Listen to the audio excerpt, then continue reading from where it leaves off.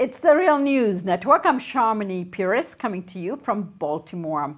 On Monday, President Trump nominated Brett Kavanaugh as his choice to replace Justice Anthony Kennedy on the Supreme Court. Kavanaugh is a well-known conservative federal appeals court judge, a former aide to President George W. Bush. He also served as one of the investigators of President Bill Clinton during his impeachment process. As a staunch conservative, Kavanaugh, if confirmed by the Senate, would consolidate the conservative majority on the Supreme Court, moving it significantly to the right. Here is Brett Kavanaugh on his nomination. My judicial philosophy is straightforward. A judge must be independent and must interpret the law, not make the law.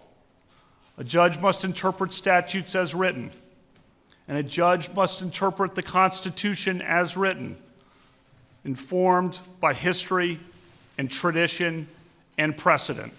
Now, looking back, the retiring Justice Kennedy sometimes sided with the liberal justices on key issues such as abortion rights, affirmative action, gay marriage, the death penalty, and reversing unfair housing discrimination. Here is how Bernie Sanders reacted to the announcement of Brett Kavanaugh as Trump's Supreme Court choice at a rally on Monday night. Are you ready to defend Roe versus Wade?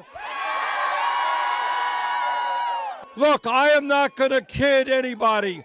This is a tough fight, but it is a fight that we can win. We have the American people on our side. Now we have got to go state by state by state to make sure that senators do what their constituents want. Joining me now to analyze the meaning of Trump's choice for Supreme Court is Henry Giroux.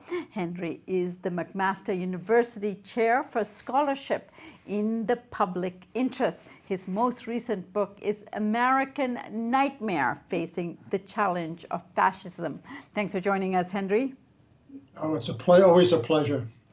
Henry, let's start with getting your thoughts on this naming of someone like Brett Kavanaugh, who was proposed to Trump by the Heritage Foundation and the Federalist Society to replace Anthony Kennedy. Well, I think the fact that he was both proposed by Trump and vetted by the Federalist Society and the Heritage Foundation tells us almost all of what we really need to know about him. He's an ultra-conservative. I mean, he's a guy who honestly believes in what we might call an expansive view of presidential power. He's argued that sitting presidents should be immune from civil suits and criminal prosecutions. He's against worker rights. He's basically against, certainly is against abortion rights. And in my estimation, he's basically the culmination of a government that is increasingly under Trump moved so far to the right that is now combined an almost immune function of corporate power with an attack on civil rights. I think that this is truly a disaster. I mean, I think that and he certainly will be confirmed. I find it hard to believe he won't be. But I think that what the United States is in for in the next 20 or 30 years is a court that will be so right-wing, and represent such an enormous threat to civil rights, to civil justice, to social justice, to economic equality, that the issue will no longer be whether we can do something with the Supreme Court. The real issue would be is to recognize that capitalism and democracy are not the same thing anymore, and that we really need to think about what it means to put a new political party and social formation into place that can really address the real needs of people in ways that matter. Speaking of capitalism, Kavanaugh has a long record of favoring capitalism, business interests, corporate interests. He has said to have be a solid opponent of net neutrality, for example, and at the same time, he also has a record of opposing government regulation of all kinds. He's into deregulation. In one prominent case, he said that the Consumer Financial Protection Bureau is unconstitutional. So where do you think he will lead the nation through his decisions? I think that, you know, if the political state is being replaced by the corporate state, it seems to me that Trump has really found his man. I mean, this is a guy who really believes in some way that the only form of power that matters is the power consolidated, held, and exercised by the financial elite. I mean, this guy is truly an apostle of the worst forms of neoliberalism.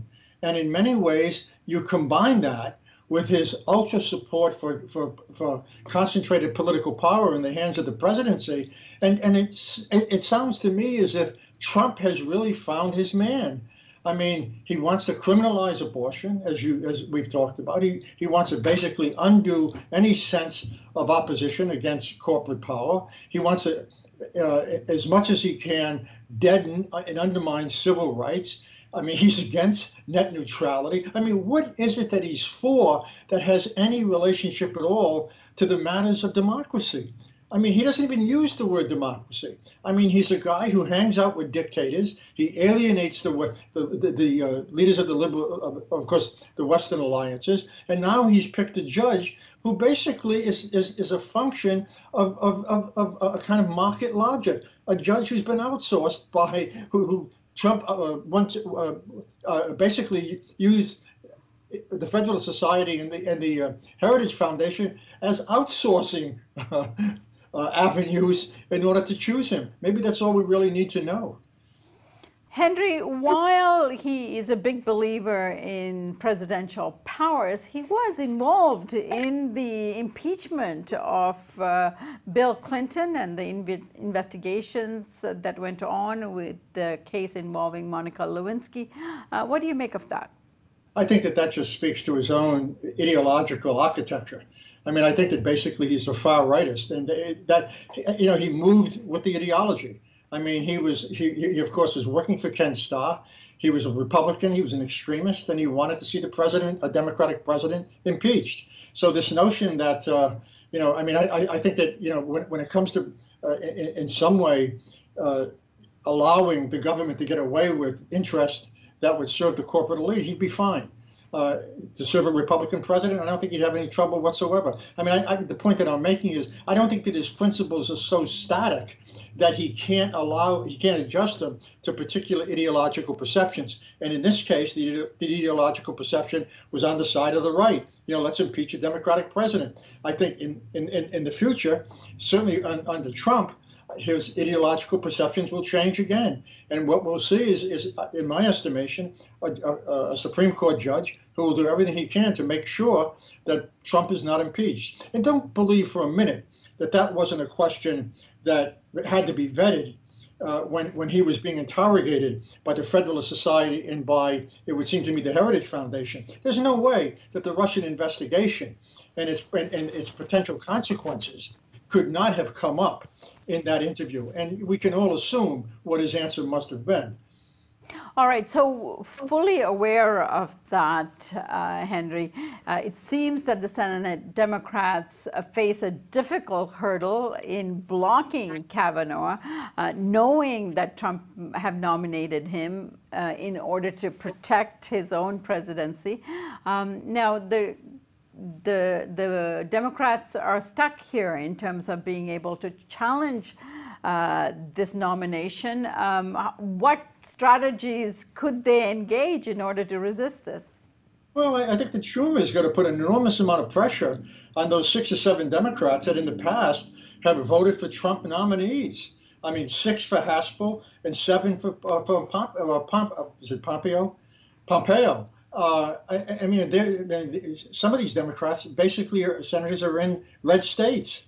And the question is not simply the Republican, you know, the Republican senators who support abortion rights not going to vote for this candidate. The real issue to me is whether these Democrats are going to buckle in the face of that nomination. I don't have a lot of faith in Schumer being able to put that much pressure on them. I think that we might be surprised at the number of Democrats who actually vote for him. Yeah, as we were in the case involving Gorsuch's appointment.